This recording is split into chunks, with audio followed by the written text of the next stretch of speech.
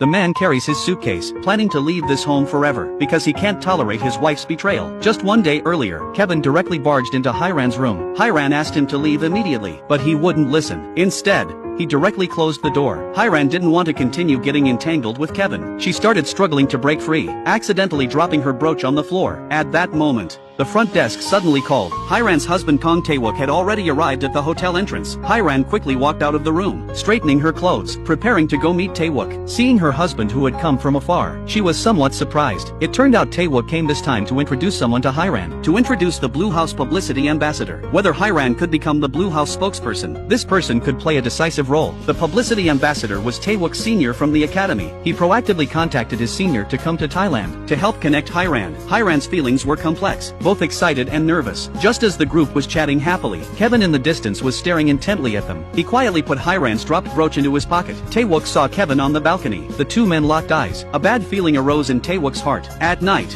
Hiran wore her pajamas, looking at herself in the mirror, still feeling happy about her husband's arrival. She thought the two of them could start over, but Tae-wook came to Thailand only to fulfill a promise made at their wedding. Hiran's purpose for getting married was to use Tae-wook, to use his background and reputation. Tae-wook promised Hiran he would help her become the Blue House spokesperson. After saying this, he got up and left the hotel. In the bar, Tae-wook silently drank alone. Hiran grabbed the glass and drained it in one gulp. She didn't want to be seen as vulgar in others' eyes, a vulgar person obsessed with fame and power. But having been looked down upon since childhood, she could only fight desperately for success, even if it ended up being embarrassing, even if it didn't match Tae-wook's noble character and standards. She would never stop because of that. Hiran wanted Tae-wook to return to the hotel to rest, even if Hiran slept on the sofa. She didn't want the staff to notice their marital discord. These words completely ignited Tae-wook's anger. He grabbed Hiran's wrist. At that moment, Unju called out to Hiran from behind. It turned out Kevin and his wife had also come to the bar. Seeing this, Tae-wook quickly let go of her hand. So the four of them started drinking red wine together. Kevin kept praising Hiran at the dinner table. This made everyone feel very awkward. Hiran really couldn't stand listening anymore. She stood up to go back and rest, but Tae-wook said that the two men wanted to have another drink. Hiran hesitated somewhat, but still left first with Unju. At that moment,